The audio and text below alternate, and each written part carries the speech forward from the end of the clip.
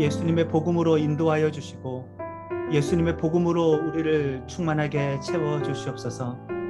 하나님을 예배하는 예배자 나의 심령이 나로 가득 차 있지 않고 예수님의 복음으로 충만하기를 원합니다. 복음으로 충만한 나의 심령, 이 예배의 자리에 성령님께서 감동감아 역사하여 주셔서 성령님의 인도하심을 따라 복음에 붙잡혀 아버지 하나님을 만날 수 있도록 주장하여 주셨기를 원합니다. 예수님의 이름으로 기도드립니다. 아멘. 다 같이 찬양하겠습니다.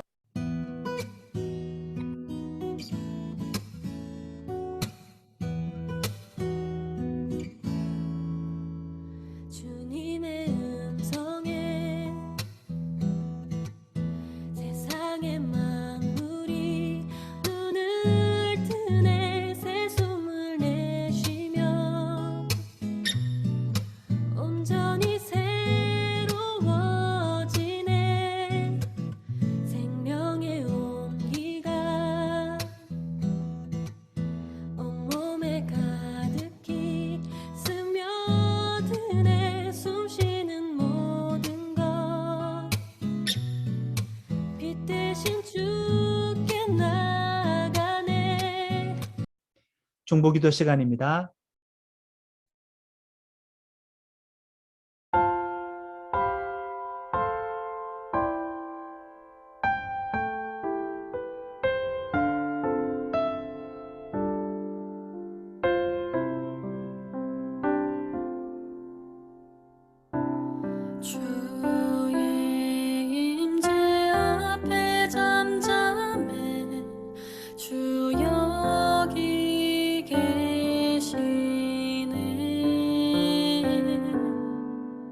예수님에 대한 그리움이 실제가 되기를 원합니다.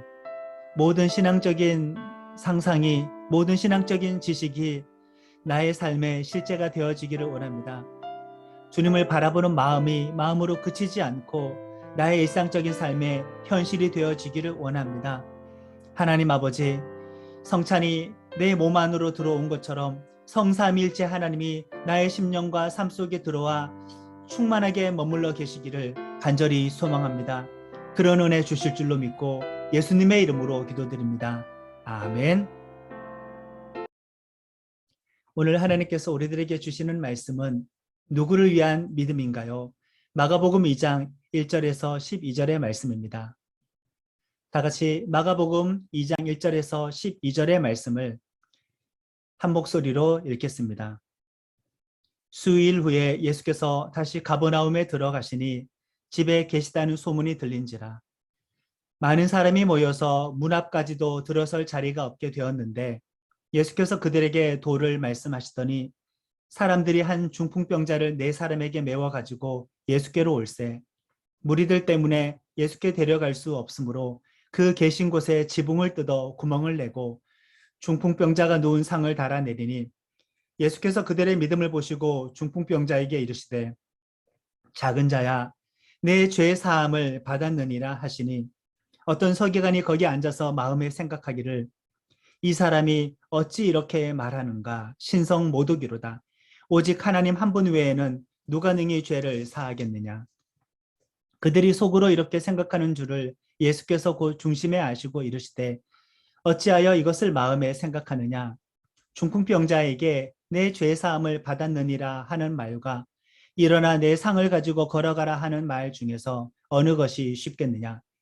그러나 인자가 땅에서 죄를 사하는 권세가 있는 줄을 너희로 알게 하려 하노라 하시고 중풍병자에게 말씀하시되 내가 네게 이르노니 일어나 내 상을 가지고 집으로 가라 하시니 그가 일어나 그 상을 가지고 모든 사람 앞에서 나가거늘 그들이 다 놀라 하나님께 영광을 돌리며 이르되 우리가 이런 일을 도무지 보지 못하였다 하더라. 아멘. 공원을 산책하면서 정말 깨끗한 산책로에 보기 싫게 쓰레기가 버려져 있으면은 속으로 버린 사람들을 욕하게 됩니다. 정말 뭐 이런 사람이 다 있나 라고 생각하면서 말이죠. 나야 절대 이런 짓을 하지 않을 사람이니까 버린 사람들을 생각하면 정말 어이없게 생각하면서 지나갑니다. 저는 공공시설과 질서에 어떤 피해도 끼치지 않고 그렇게 살고 있습니다. 그런데 문제가 뭔지 아십니까? 버려진 쓰레기를 보고 비판을 하면서도 사실 저도 죽지 않고 지나간다는 거지요. 피해를 주진 않지만 피해를 입지도 않고 영향을 받지도 않습니다. 이런 태도가 정말 개인주의구나. 오늘 본문의 말씀을 묵상하며 공원을 산책하는데 내 믿음도 이렇게 개인주의가 아닌가 반성을 해보게 됩니다. 이제는 혼밥도 전혀 이상하지 않는 시대입니다. 함께 식사를 해도 누가 한턱 쏘기보다는 각자 더치페이 하는 것이 점점 일반적이게 되었습니다. 믿음도 누군가를 위해서 헌신하고 희생하는 믿음보다는 그냥 내 마음의 평안, 장래 내 개인 영혼 구원을 위해서 믿는 시대가 되었습니다.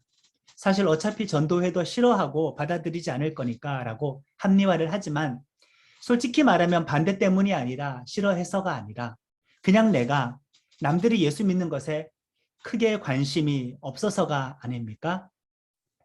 개인주의 시대입니다. 시대는 그렇게 변했지만은 우리는 성경의 가르침으로부터는 많이 멀어져 버렸습니다. 예수님이 머리이시고 그 머리에 결합된 몸이 교회인데 이 교회는 애초부터 그래서 공동체였습니다. 하나님도 삼위일체 공동체의 모습으로 계십니다. 우리가 하나님의 형상을 따라서 지음받았다라고 하면 사람은 자연히 공동체적인 존재가 되는 것입니다. 그것이 성경적입니다. 인간의 존재가 공동체입니다. 개신교의 성례전 가운데 세례식과 성찬식이 있습니다. 오늘 우리들은 이 성례절을 개인의 믿음, 개인의 신앙 고백, 개인 영혼의 구원 차원에서 개인적으로만 자꾸 이해를 하지만 사실 초대교회에서의 성찬식과 이런 세례식은 개인 신앙 고백의 의미와 함께 공동체적인 의미로도 이해를 하고 의식을 치렀습니다. 성찬식과 세례식은 공동체에 합류한다는 표식이기도 했었고요. 공동체의 한 식구가 된다는 의식이기도 했습니다. 멤버십에 들어간다는 의미가 큰 예식이 세례식과 성찬식이었습니다. 유아 세례가 논쟁이 되는데 개인의 믿음 고백 차원에서 따지자면은 사실 신앙 고백을 잘 하지도 못하는 아기를 대신해 부모가 신앙 고백을 하는 것이니 큰 논란이 되지요. 하지만 초기 교회사에서 유아 세례는 또는 세례는 개인의 믿음의 고백과 함께 교회 공동체의 일원이 된다는 의미도 있었기 때문에 유아 세례를 주는데 크게 큰 고민을 하지 않고 유아 세례를 거행했습니다. 왜요? 그 아이도 우리 교회의 한 식구이니까요. 공동체의 회원, 가족이 된다는 의미가 있어서 유아 세례를 허용했던 것입니다. 개인 영혼의 구원과 개인 신앙의 고백의 의미보다 교회 공동체의 정식 회원이라는 의미에서 성찬식과 세례식을, 유아 세례식을 하기도 했습니다. 그러니 우리가 예수님을 믿는다, 교회에 다닌다는 고백은 개인주의를 넘어서서 공동체적입니다. 공동체의 일원으로 내가 예수를 믿는다는 말입니다. 예수를 믿는다는 것은 다른 말로 교회 공동체에 소속이 된다는 의미입니다. 나의 신앙 고백이 이렇게 개인의 고백과 동시에 공동체의 멤버가 된다는 고백이기도 했습니다. 자, 나의 믿음은 개인주의적입니까? 공동체적입니까? 솔직히 주중에 공동체의 멤버들을 전혀 생각하지 않고 타인을 생각하지 않고 세상을 생각하지 않고 개인주의적인 믿음만 가지고 살고 있지는 않으셨습니까? 혹시나 한때 공동체에 속하여 신앙생활 하다가 지금은 공동체를 떠나서 혼자서만 믿음을 품고 있는 가난한 성도들은 없습니까? 비성경적입니다. 성경을 벗어나서 시대를 따르는 개인주의적인 신앙생활을 하고 있는 성도들이 참 많은데 사실 그것은 점점 성경의 신앙관으로부터는 점점 멀어지고 있다는 것이죠. 하나님의 형상을 벗어난 것입니다. 정말 예수님과 연결된 몸에서 분리된 것입니다. 공동체에서 떨어져 나온 것은 공동체의 머리이신 예수님에게서도 분리가 된 상태가 되는 것입니다. 오늘 말씀은 다른 이적과 기적 사건과는 다르게 치유를 입은 당사자의 믿음보다 그가 속한 공동체의 믿음, 친구들의 믿음이 강조가 된 중풍병자의 그 이야기입니다. 그런데 본문의 이전 내용을 잘 살펴보면은 사실 대부분은 타인의 믿음과 타인의 헌신과 타인의 도움으로 구원과 기적, 치유가 일어났다는 사실을 발견할 수가 있습니다. 믿음 자체가 개인주의적일 수가 없습니다. 공간복음서의 우리 처음 배경은 이스라엘의 북쪽 갈릴리 호수 주변 가버나움이라는 큰 도시입니다. 예수님은 가버나움을 중심으로 공생애의 시작을 알리셨습니다. 첫 번째 이적으로 안식일에 가버나움 회당에서 귀신 들린 사람을 고쳐주셨죠. 그런데 그 귀신 들린 사람은 의식과 의지가 완전히 귀신에게 점령당한 상태였었기 때문에 스스로의 의지와 의식과 표현으로는 예수님께 구해달라고 말을 할 수가 없었습니다. 그 귀신이 말을 하는 장면이 나오는데 그 사람의 몸과 혀, 입술을 빌려서 사실 귀신이 말을 하는 장면이죠. 예수님, 저 귀신 들렸어요. 고쳐주세요. 예수님이 제게 붙어있는 귀신을 쫓아주실 수 있는 줄로 믿습니다. 라고 생각조차, 말조차, 표현조차 할 수 없었습니다. 예수님의 일방적인 믿음으로 귀신을 쫓아주신 것입니다. 그러니 회당에서 귀신 들린 사람이 구원을 받은 것은 자기의 믿음이 아니라 예수님의 믿음, 예수님의 믿음의 행동 때문이었습니다. 그리고 회당에서 나와 베드로 장모의 집에서 장모의 열병을 고쳐주셨습니다. 여기서 베드로의 장모가 예수님께로 찾아왔습니까? 고쳐달라고 말을 했습니까? 예수님께 찾아오지도 않았고 예수님께 고쳐달라고 말을 하지도 않았습니다. 예수님께서 찾아가셨습니다. 장모 입장에서 보면은 본인의 믿음이 아니라 타인의 믿음, 예수님의 믿음과 행동에 의지하여서 구원을 받게 된 내용이죠. 예수님이 일방적으로 고쳐주셨는데 본문을 읽어보면은 여기서도 타인의 믿음과 헌신이 등장합니다. 1장 30절의 말씀을 다 같이 읽습니다. 마침 시몬의 장모가 열병으로 누워 있었는데 사람들은 그 사정을 예수께 말씀드렸다. 우리가 놓치는 부분이 있지 않습니까? 사람들이 그 장모의 열병의 사정을 예수님께 말씀드렸다라고 해서 한 공동체의 개입이, 인간관계의 개입이, 타인의 개입이 등장합니다. 해가 저물고 그리고 일하면 안 된다는 안식일이 끝나자 이제는 수많은 병자와 귀신 들린 사람들이 예수님께로 몰려들어서 예수님께서 다 고쳐주셨습니다. 그런데 보세요. 그들도 다 스스로 찾아오지 않았다는 거예요. 기적적인 고침과 귀신 쫓임이 필요하다면 현실적으로 예수님께 스스로 나올 수 있는 것은 불가능한 일이었습니다. 1장 32절의 말씀도 같이 읽습니다. 해가 져서 날이 저물 때에 사람들이 모든 병자와 귀신 들린 사람을 예수께로 데리고 왔다. 모든 병자와 귀신 들린 사람이 스스로 온 게 아니라 사람들이 그들을 데리고 온 거죠. 기적이 아니고서는 나아질 가능성이 없는 사람들이 그 정도의 건강의 상태와 정신의 상태를 가지고 어떻게 스스로 예수님께 찾아올 수가 있었겠습니까? 그들을 데리고 온 사람들이 이미 있었다는 겁니다. 우리는 1장이 끝나고 2장 중풍병자 고침 사건에 가서야 그 친구들의 믿음, 타인의 믿음과 헌신을 발견하게 되는데 사실 그 전에 이미 많은 병 고침과 귀신 축출의 기적이 누군가의 믿음과 도움으로 이루어졌다는 사실입니다. 이미 공동체의 믿음과 헌신과 도움은 계속 있어 왔습니다. 개인적인 믿음에 주목하느라 우리가 놓친 부분입니다. 오늘 본문에는 예수님이 구체적으로 말씀하셔서 우리가 직접 확인한 겁니다. 예수님이 불치병과 부정한 병을 고치신 것과 귀신을 쫓으셨는데 그것은 사실 당시의 기준으로 보면은 불가능한 일이었습니다. 그건 메시아, 구원자만 할 수 있는 일이었습니다. 인간적으로 해결할 수 없는 가장 어려운 일을 예수님께서 해결하셨습니다. 이 기적은 예수님이 구원자라는 증거입니다. 이전에 본 적도 없으니까요. 특히나 귀신을 쫓는 기적은 구약 성경에 단 한 건도 등장하지 않습니다. 그건 처음 있는 일입니다. 그 말은 예수님은 구약의 모든 사람들을 능가한다는 말이죠. 율법을 능가한다는 거지요. 율법의 완성, 구원자라는 겁니다. 당연히 소문은 삽시간에 갈릴리 주변으로 퍼져나갔습니다. 1절과 2절의 말씀을 다시 한번 읽습니다.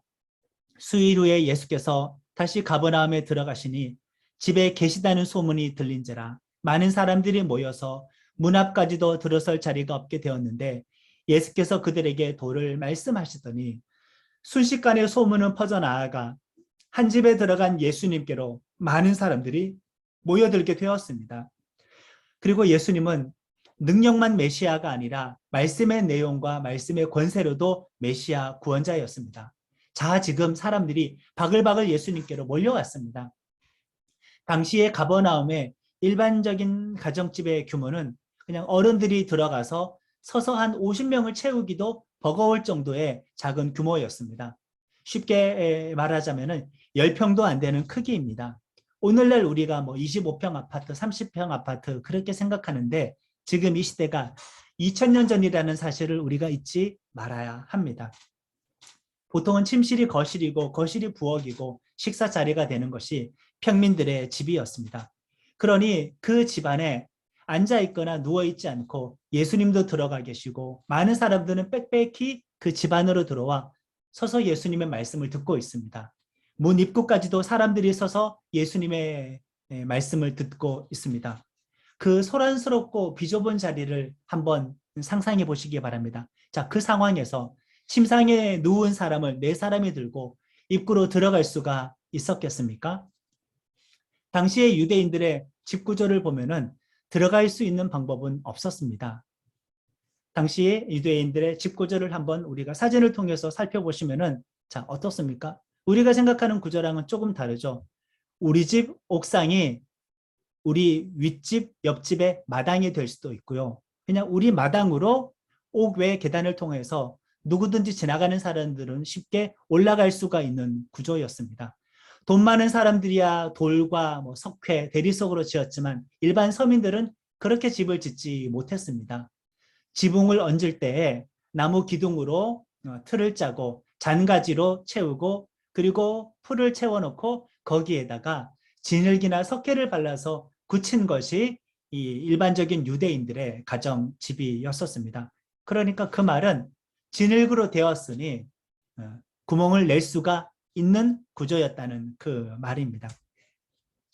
옥의 계단으로 들어가서 아예 옥상으로 올라가 버립니다. 입구로 들어가자니 사람들은 꽉 찼습니다. 왼쪽에 있는 사진을 보세요. 집의 구조가 저렇게 크지가 않아요. 기껏 어른들이 꼭 빽빽히 들어가 봐야 그냥 몇십 명 서서 들어가 예수님의 말씀을 들을 수 있는 정도입니다.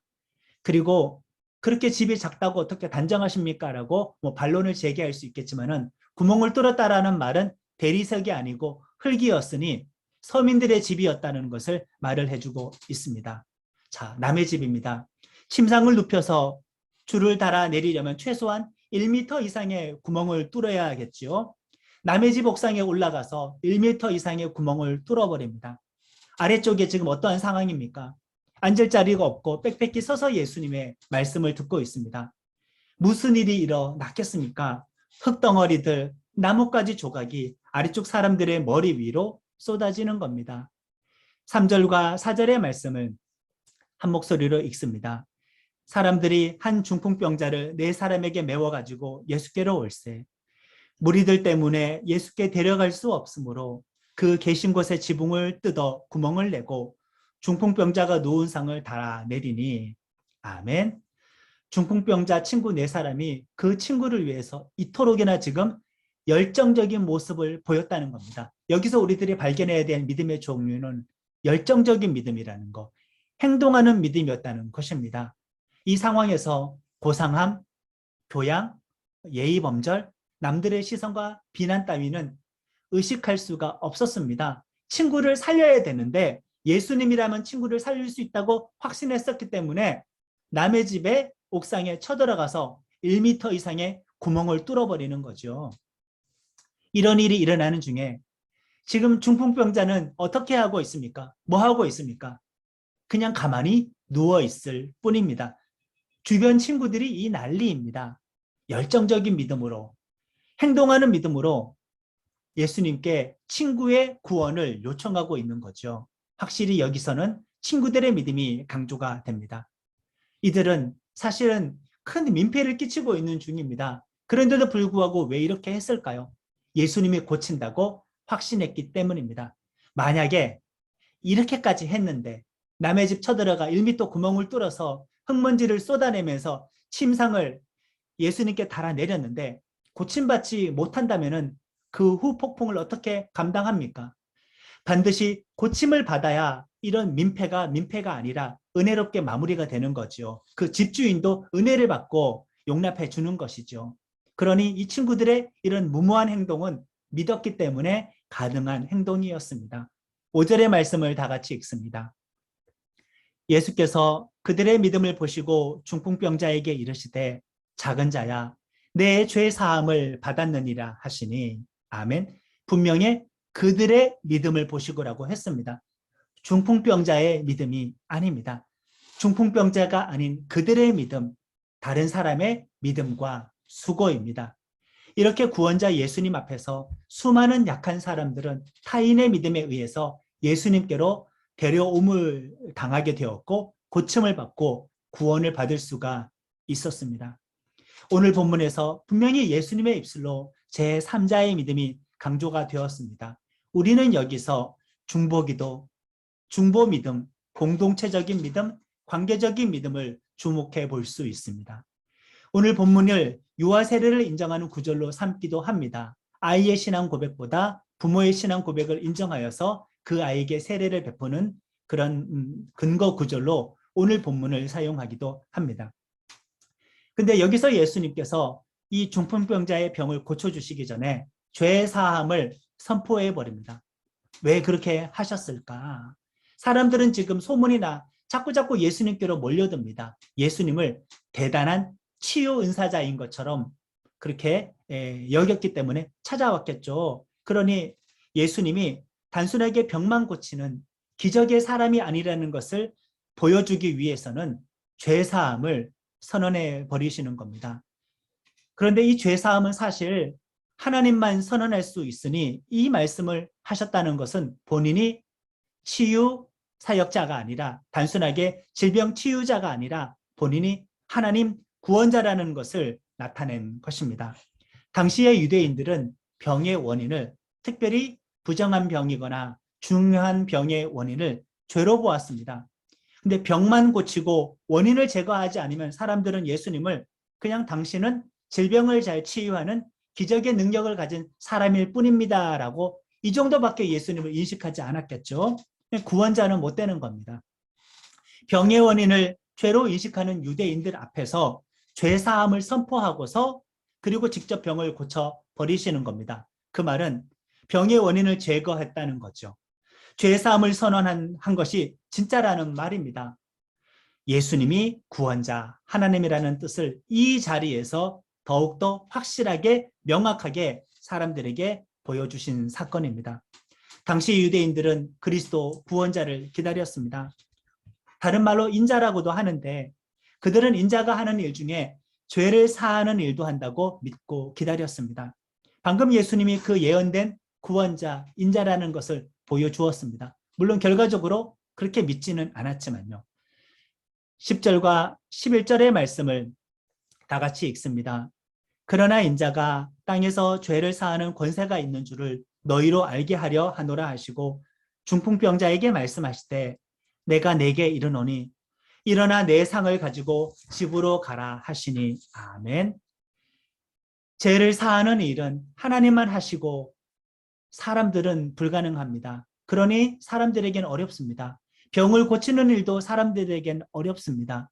그런데 이 둘 다 어려운 일을 예수님께서는 둘 다 하셨습니다. 9절의 말씀을 읽자면 중풍병자에게 내 죄 사함을 받았느니라 하는 말과 일어나 내 상을 가지고 걸어가라 하는 말 중에 어느 것이 쉽겠느냐? 둘 다 어렵다는 거예요.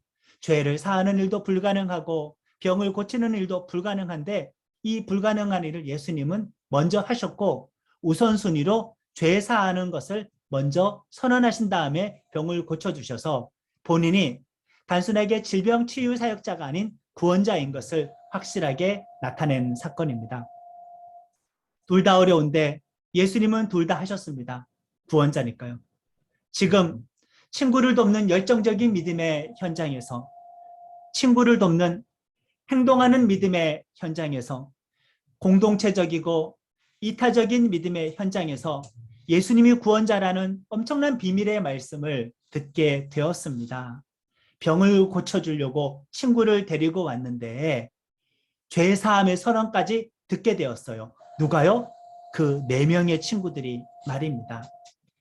이 상황에서 병이 나은 중풍병자 친구만 큰 은혜를 입은 것인가요? 그 친구 때문에 예수님이 구원하심을 목격하게 된 내 친구들이 더 대박난 사건이 아닙니까? 나만을 위한 믿음보다 남을 위하는 믿음이 나에게 더욱더 큰 은혜가 된 사건입니다. 예수님의 기적의 현장, 질병 치유와 귀신 축출의 현장에는 당사자들의 믿음뿐만 아니라 그들을 데리고 나온 사람들의 믿음이 드러난 자리입니다. 개인주의 믿음보다 공동체적인 믿음, 남을 위하는 믿음이 본인들에게 더 놀라운 축복과 경험이 되었습니다. 내 믿음은 누구를 위한 믿음입니까? 나만을 위한 믿음입니까? 개인주의 신앙인입니까? 12절의 말씀입니다.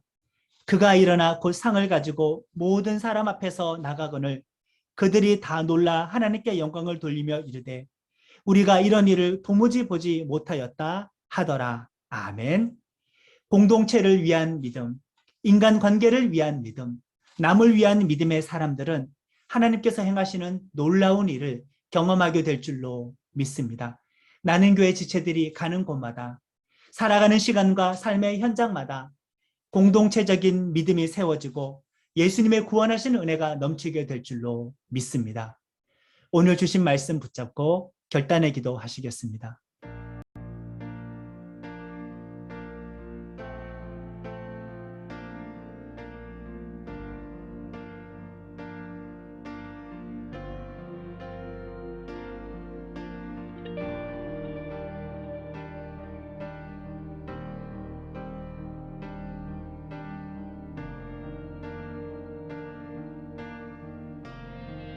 하나님 아버지, 나의 믿음이 개인주의적인 이기적인 믿음이었음을 깨닫고 회개하게 됩니다.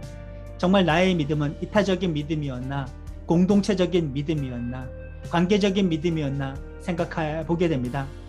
개인주의적이고 이기적인 세상을 살아가면서 나의 신앙의 색깔도, 나의 믿음의 생활하는 방식도 개인주의적인 방식에 익숙해 있었으면서 그것 자체가 문제인 것을 전혀 인식하지 못하는 그런 답답한 삶을 우리가 살아왔다고 하나님 아버지 앞에 고백하고 회개합니다.